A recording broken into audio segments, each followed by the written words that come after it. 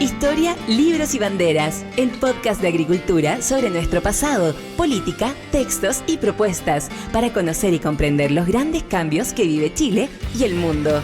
El historiador y académico Alejandro San Francisco, junto a un invitado, con una relajada pero profunda conversación, analizarán los cambios que vive hoy nuestra sociedad. Historia, libros y banderas, con el historiador y académico Alejandro San Francisco. En CMPC llevamos un largo camino fortaleciendo nuestro trabajo, lo que nos ha permitido desarrollar distintas iniciativas junto a comunidades, por ejemplo, con la recuperación de un árbol extinto o el restablecimiento de agua potable en zonas rurales, la conexión del turismo y cultura a través de una sola ruta, o también el desarrollo de envases reciclables y amigables con el medio ambiente. Son esos y otros desafíos los que hoy nos permiten creer en el valor de las soluciones inspiradas en la naturaleza. CMPC, creando valor natural. Conoce más en cmpc.com. Hola, ¿cómo están? Soy Alejandro San Francisco y estamos en un nuevo programa de nuestro podcast Historia, Libros y Banderas. Tenemos la ocasión de conversar con un amigo de varias jornadas, Joaquín García Huidobro, abogado, estudió filosofía, estudió en distintas universidades en Chile y en el exterior, en la Universidad de Chile, en Navarra, en Münster, y recibió su doctorado precisamente en la Universidad de Navarra. Según el cálculo que yo hago, debe tener publicado entre 15 y 20 libros más o menos. Yo me he leído como 3. El primero que conocí de él es uno de autoría común con Bernardino Bravo Lira y Carlos Ignacio Mazzini, Reflexiones sobre el socialismo liberal. Que es bastante malo ese libro. Es uno de los años 80. A mí me gustó en su tiempo. Sí, pero no creo que resista la palabra. Yo era muy chico, parece. Me gustó. Y hace poco publicó Benzina y Pasto Seco sobre el proceso político de los últimos años, los sucesos de octubre de 2019. Pero hoy lo hemos invitado a conversar por otro texto que yo creo que tiene una buena permanencia y puede ser leído con interés por moros y cristianos, por jóvenes, estudiantes y también por personas interesadas por lo público. ¿Para qué sirve la política? En la edición del Instituto Res Pública. ¿Cómo están, Joaquín, primero que todo? Contentísimo de estar aquí, pues, Alejandro. Muchas gracias por venir y por acompañarnos en Historia, Libros y Banderas. Así que, Joaquín, lo primero que te quería preguntar es cómo surgió este libro y si tenía un objetivo meramente especulativo, filosófico de tu disciplina, o tenía un objetivo también cívico de animar a preocuparse por la cosa pública y específicamente por la política. Yo soy un animal político y estaba preocupado, hoy día parecerá raro, pero estaba preocupado por la despolitización del país. Una despolitización que tenía que ver en ese entonces con la apatía de mucha gente o con la creencia de que con otros instrumentales podíamos ordenar la sociedad, concretamente con la economía. Es una discusión con la tecnocracia, con el liberalismo que despolitiza, y está pensado en gente joven. Me gusta mucho hacerle clase a gente joven, especialmente en primer año. Así que ese es el público al cual está dirigido. Perfecto. Me imagino que algún anciano como yo podrá leerlo también, pero... Parte con una pregunta curiosa el libro, si tiene sentido la actividad política. Por un lado no parece una pregunta obvia, pero por otro lado como que se quiere apartar efectivamente de la apatía, pero también no solo de la tecnocracia, sino también, por ejemplo, del anarquismo, que es la antipolítica. Sí, ahí hay varias cosas muy interesantes. Primero, se ha hablado mucho en el último tiempo de un resurgir de la política. Y sí y no, porque como la política, o parte de la política que ya llegó al anarquismo, que ha resurgido, es la política identitaria, esa es la antipolítica, porque lo propio de la política es la búsqueda de convergencia. En cambio, si cada uno enarbola su propia bandera, lo que tenemos es disgregación. La política tradicional es centrípeta. La política de los movimientos, dice Mark Lilla, un autor de izquierda, es centrífuga, ¿ya? Y eso disocia y eso impide la cohesión social, que es lo que hemos visto en los últimos tiempos también. Y el anarquismo, eso es muy curioso, porque es el gran aparecido en el siglo XXI. El anarquismo me parecía una cosa así de unos rusos que andaban vestidos de negro, con una barba, con una bomba, que echaba humito. Ya reapareció. Intenté dirigir una tesis y al final no resultó porque la persona no pudo seguir adelante. Y era muy interesante, a mi juicio, era estudiar películas del siglo XXI que trataran del anarquismo. Esto estoy hablando de hace unos 8 años atrás. En ese momento eran unas 21 películas. Todas eran favorables al anarquismo. Una cosa curiosísima. Hay un ambiente en esa línea. Sí. Lo mismo pasa con los libros. Los libros sobre anarquismo en general no son neutros, son pro-anarquismo, pro-anarquistas. Sí, exacto. En otro tema hay una relación que no es tuya, es clásica, entre la política y la felicidad. Eso a cualquier persona común y corriente le parecería una exageración o algo forzado. ¿Por qué hay una relación entre la política y la felicidad?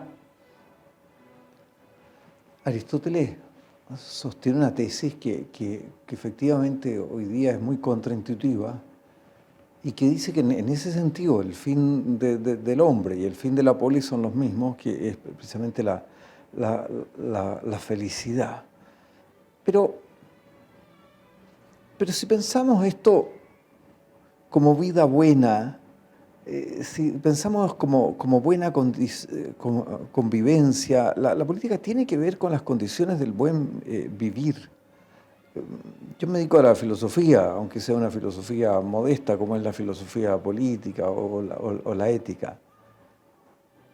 Pero si el país es un caos, no puedo filosofar. Y de ahí esa es una de las razones por las cuales me interesa la cosa pública y uno trata de intervenir. Necesitamos mejorar la calidad de nuestra convivencia. Y claro, esto nos trae un tema distinto, pero no quiero alargarme, que es ¿qué entendemos por felicidad?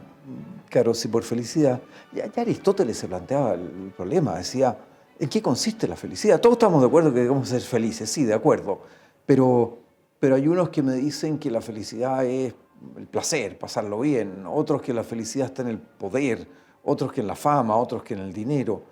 Y en el libro primero, La ética Nicómaco, él le pasa una especie de escáner a todos estos candidatos a la felicidad y va mostrando cómo no son adecuados, no le dan sentido a la vida humana.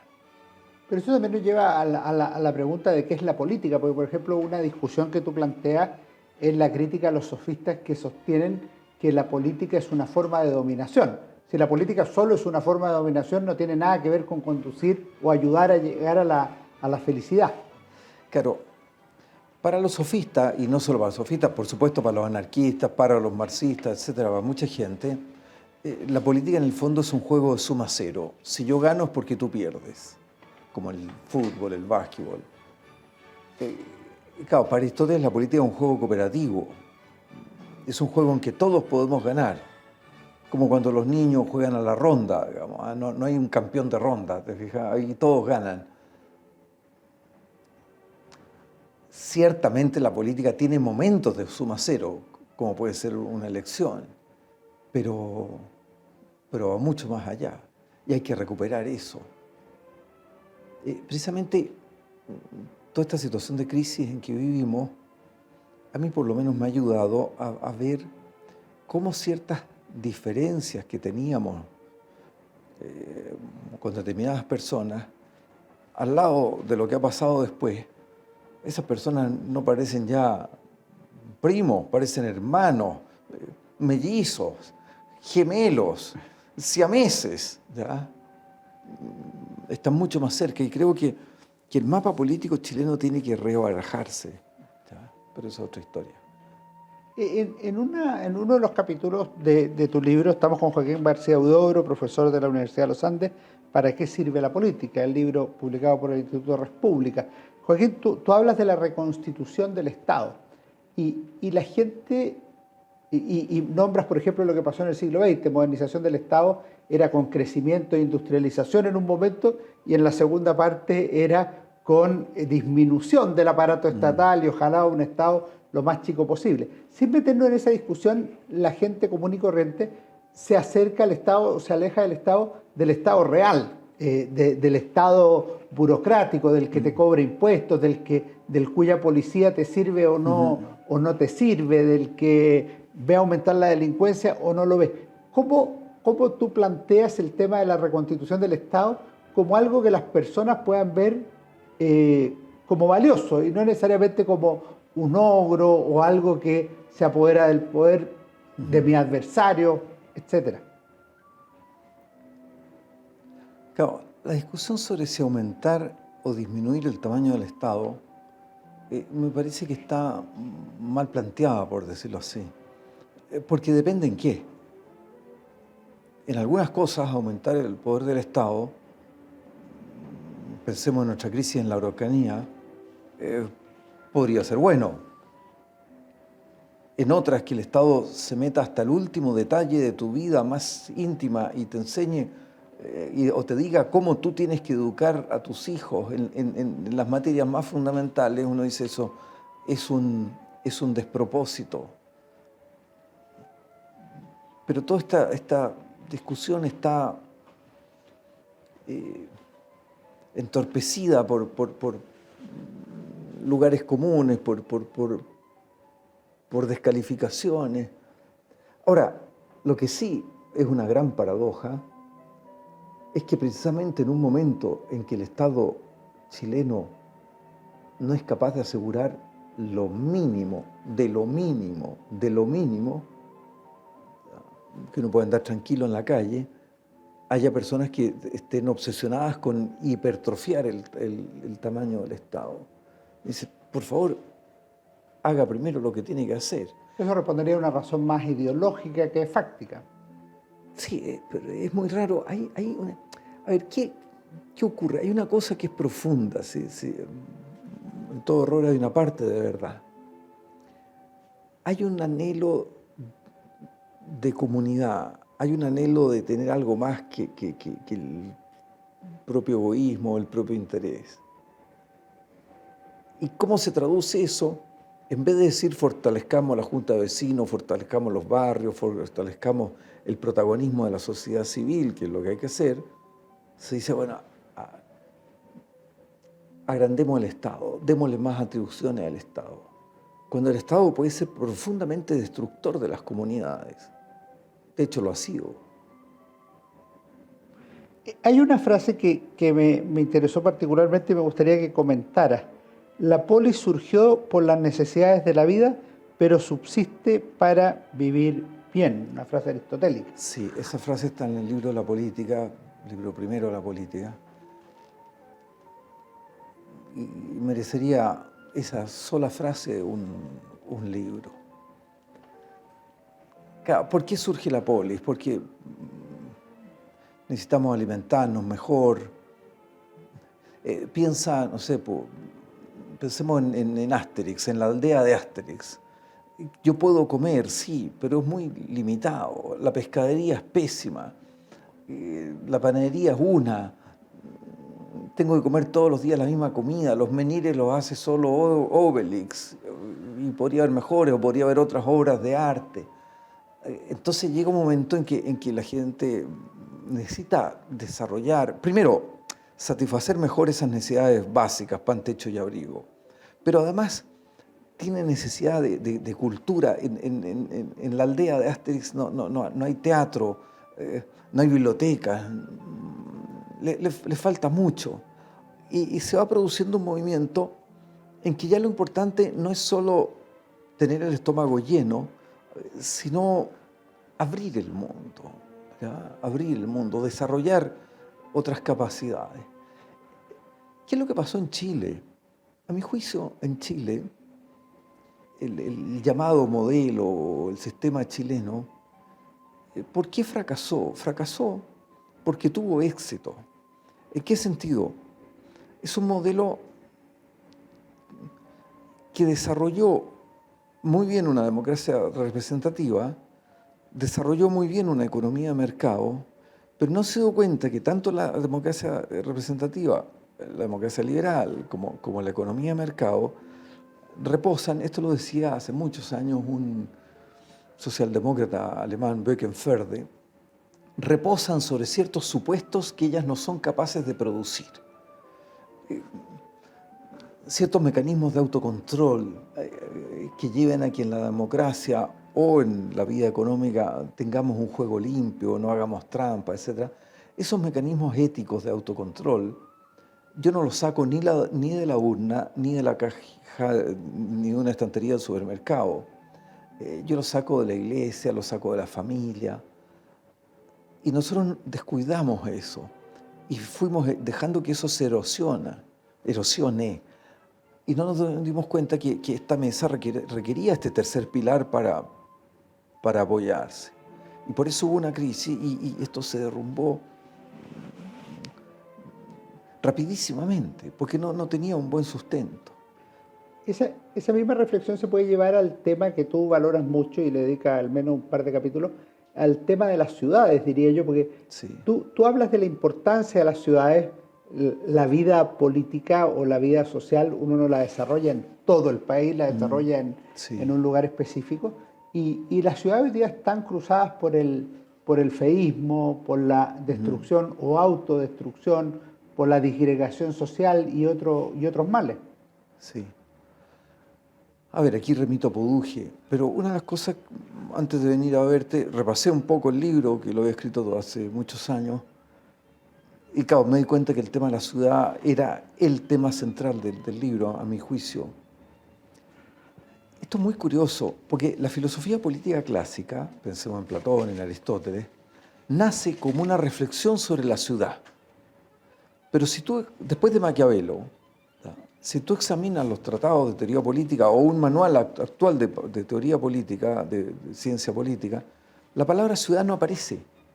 Pero todos nuestros problemas son, o casi todos son problemas que se dan en la ciudad. Y eso es grave.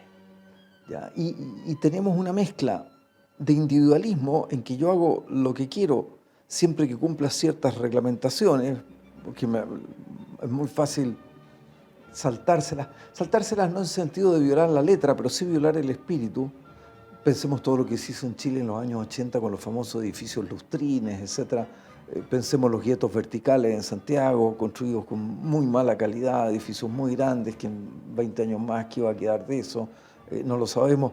Cumplen la letra de la ley, pero no se dan cuenta de que la ciudad es una obra común, ¿ya? Que incluso en sus aspectos estéticos, usted no puede hacer lo que se me ocurra, porque yo vivo en esta ciudad y la estoy viendo, y el paisaje es fundamental. Entonces repito de nuevo a Poduje, ahí está dicho con menos, él lo explica mucho mejor. Eso tiene la gracia de estar escrito hace hartos años, pero esto se venía gestando porque tenemos malas ciudades. Y eso produce insatisfacción. Una de las tareas de la política es que cada uno, de acuerdo a sus posibilidades, capacidades, gustos, vocación, asuma una responsabilidad política. Yo deduzco del libro, pero también de lecturas tuyas, tú eres un articulista en el Mercurio, deduzco que hay sectores políticos que por alguna razón no asumen su responsabilidad política. Por ejemplo, en las derechas un problema sería que confían demasiado en la tecnocracia, en la economía, por ende miran con más distancia la política. Pero tú miras a la centroizquierda como que hubiera abandonado el bien que ha hecho y hoy día está esperando que otros solucionen el pastel que ha quedado en Chile. Eso es muy raro. Yo los veo... Primero, yo no soy de centroizquierda, ni de lejos. Pero los necesitamos. De nuevo, un edificio requiere distintos soportes. Chile los necesita. Chile necesita una socialdemocracia fuerte. Después discutiremos y a mí me parecerá que son ineficientes, que son demasiado estatistas, que peleemos todo lo que queramos, pero yo los necesito. Y los veo absolutamente acomplejados. Los veo sin respuesta. Esto nos llevaría a un tema que me encantaría entrevistarte a ti en este programa. Uno la Concertación hizo cosas magníficas y es divertido que los que no somos de la Concertación hoy día la defendamos, teniendo yo distancias importantes respecto de ella. Pero uno de los muchos errores que cometió fue que ellos en los años 80 habían llevado a cabo una autocrítica, ¿ya? Pero esa autocrítica quedó restringida a ellos mismos, a sus nichos, a sus cenáculos. Ellos empezaron a gobernar la democracia cristiana, los socialistas, y mantuvieron vivo, en la práctica no tenía nada que ver con la Unidad Popular ni con Salvador Allende, pero mantuvieron vivos esos mitos. Y siguieron hablando y después le hacen la estatua a Allende y nunca le dijeron, salvo alguna excepción al país, mire, nosotros, por lo menos los socialistas, hicimos algo muy malo, algo terrible, rompimos la democracia chilena y después llegaron los militares y le pusieron la lápida encima. ¿Ah? Pero entonces mantuvieron un discurso vivo e hicieron todo lo contrario. Y ellos sabían que no era así, que no estaban haciendo lo que mantenían de vez en cuando en ciertos aniversarios y los homenajes que rendían, etc. También por todo el drama de las víctimas de los derechos humanos, etc., por un malentendido respeto a ellos, que por supuesto que hay que respetarlo, pero a mi juicio no de esa manera. Entonces, dijeron una cosa e hicieron otra. ¿Y qué ocurrió? Que sus hijos crecieron, la generación de sus hijos, se creyeron el mito y vieron que sus padres eran unos inconsecuentes. Y les cobraron la cuenta. Entonces eso se llama Frente Amplio. Estos 2 más 2 son 4. Claro, ellos sabían que no estaban haciendo esto. Nosotros sabíamos que ellos sabían que no estaban haciendo lo que decían. Todo era un juego que en ese momento funcionó muy bien, pero que al final nos pagó la cuenta. Y ellos, en vez de decir, oiga, yo defiendo lo que hice, y es cierto, yo por respeto a las víctimas de derechos humanos, por respeto al pasado, porque mis socios eran los socialistas, no les podía pedir a los socialistas demasiado, hicimos este juego, muestre lo que hizo. ¿Ah? Pero hoy día están mudos, porque los pillaron en su juego. Otro problema que me preocupa, que también rebota hoy, es que tú hablas, sin esta comunidad moral, la polis sería solo una agregación de individuos o una unidad externa, como la que es fruto de una alianza comercial. Hoy día es evidente que en Chile no hay una comunidad moral, sí, y tampoco somos una agregación que le dé para alianza comercial. Somos una cosa que hoy día no se entiende, claro. ¿O no es así? Sí, efectivamente, porque claro, ahí era una discusión de Aristóteles con los individualistas de su tiempo, y que a mi juicio tiene gran valor. Nosotros pretendimos que la economía fuera el factor unificador. Hoy día ni siquiera es la economía. La economía es muy importante. Distinta gente lo ha dicho, Alejandro Vigo, Leonidas Monte. La economía es básica. La economía no es todo. La economía no puede sustituir a la política, eso es evidente.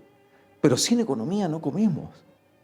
Entonces, a mi juicio, todo el proyecto Frente Amplio y esa galaxia, digamos, es actuar como si la economía no fuera relevante. El famoso texto de la carta de Perón a Ibáñez, en donde le dice, claro, lo van a asustar a usted con la economía, no, siga adelante, gaste, imprima. La gente no se da cuenta. La gente no se da cuenta. Pero claro, eso es de una inmoralidad profunda, porque todo eso lo pagan las generaciones futuras. Nosotros no podemos, esto me parece muy importante, seré breve, tal como no podemos legarle a las generaciones que siguen un país contaminado, tampoco tenemos derecho a legarles un país endeudado. No tenemos derecho. La única razón para contraer deuda pública, a mi juicio, es el beneficio de las generaciones que viven. O, claro, que Ucrania contraiga deuda pública en una guerra, la subsistencia de la nación. Eso también beneficia a las generaciones que siguen. Pero, a mi juicio, no es correcto endeudarse para nuestro bienestar y dejarles la cuenta a los que vienen después, que la van a tener muy dura, entre otras razones por el déficit demográfico chileno. Que es grande. Es terrible. Es grande y no parece tener vuelta atrás. O sea, no hay una política que esté cambiando, ni tampoco hay costumbres que estén cambiando en la población, y los años de la pandemia han hecho descender la natalidad. Sí. A ver, si tú me dices a mí cuáles son los problemas más graves que tiene Chile, yo te digo, la Araucanía, violencia, etcétera, y la crisis demográfica. Porque los otros problemas, el problema de la educación es gravísimo, pero hay modos de arreglarlo. Ningún país ha logrado resolver el problema demográfico. Y tenemos unas políticas públicas que desalientan la familia, desalientan tener hijos absolutamente. Es de locos esto. En el tema, volviendo a la política y al concepto de la política, ¿cómo podemos pasar de la apatía política o de la antipolítica a la simpatía por la política, como titulas tú un libro previo que trata algunos de estos temas? En la práctica, hoy día hay una mayor politización, es verdad, pero cuando hay elecciones, por ejemplo, sigue votando la mitad de la población. O sea, hay un porcentaje grande que se resta. Sí. Esto tiene distintos niveles. Yo me quiero centrar en uno solamente, que es el fomento de vocaciones de servicio público. Mira, no es casual, este libro fue editado por un centro de pensamiento que tú conoces bien, que es Res Pública. El trabajo que está haciendo esa gente, que es gente no ya joven, jovencísima, es notable. Y van fomentando, primero, conciencia política en la gente joven, interés por la política y vocaciones de servicio público. Pero claro, ellos están metiendo al mundo público, animando a los mejores, a gente muy valiosa, a gente que podría ganar 3 veces lo que va a ganar. Y se animan. Ese trabajo es fundamental. Crucial. Ahí se juega el partido. No puede haber buena política si no contamos con buenos políticos. Y me da rabia, claro, a veces dan ganas de matar a los políticos, pero también uno ve que hay gente muy generosa, hay gente que trabaja muy bien, que trabaja muchas horas y que podría tener alternativas, económicamente hablando, muy superiores en el mundo privado y menos preocupaciones. Hoy día necesitamos nuevos héroes. Me gusta el nombre de este programa, porque alude un poco a eso. Claro, los nuevos héroes son la gente que se dedica al servicio público cuando tiene otras oportunidades, son la gente que hace lo que debe, aunque Twitter diga lo contrario, es la gente que sigue, son esos empresarios que podrían irse fuera del país y se quedan en Chile. Y además los desprecian, ¿ya? Y los maltratan, y es ustedes que están lucrando, etc. Y dan ganas de, me imagino, yo no tengo un peso, pero para una persona que tiene fortuna, darle un portazo y decir, estos son los ingratos, me voy a otro país, ¿ya? Y siguen acá y siguen preocupados. Sin una dosis de heroísmo no podremos recuperar nuestra vida política. En esto, si uno regresa a los clásicos, uno ve que personas como Sócrates, por ejemplo, fueron condenados a muerte por servir a la ciudad. O sea, él podría haber optado por formas de vida más cómodas, para llamarlo de alguna manera. Sigue siendo un ejemplo vigente. A él le ofrecieron el exilio. Sí. Ya. Pero piensa, un autor tan distinto, ¿ya? Muchísimos siglos después, Kant, te viene a decir que en el fondo todas las formas de virtud suponen valentía. Tú no puedes ser veraz si no tienes fortaleza, si no tienes valentía. ¿Cuánta gente hoy día está callada y debería hablar? Y tiene mucho que decir y podría iluminarnos y no lo hace. ¿Por qué? Porque tiene terror al bullying de la izquierda. ¿Ah? Eso no puede ser. Necesitamos, y esto no solo en la esfera pública, en la vida diaria. La valentía que requieren unos padres para educar a sus hijos cuando el ambiente va en otra dirección. Esas madres, cabezas de familia, que contra viento y marea educan bien a sus hijos y los sacan adelante, etcétera, con papás que no pagan la pensión alimenticia. hay en nuestra sociedad un lugar importante para el heroísmo, tenemos que reconocerlo.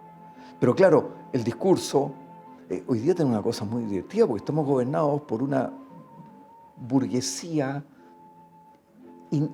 estatista e individualista a la vez. Eso no es ninguna contradicción, eso lo vio Alexis de Tocqueville hace un siglo y medio.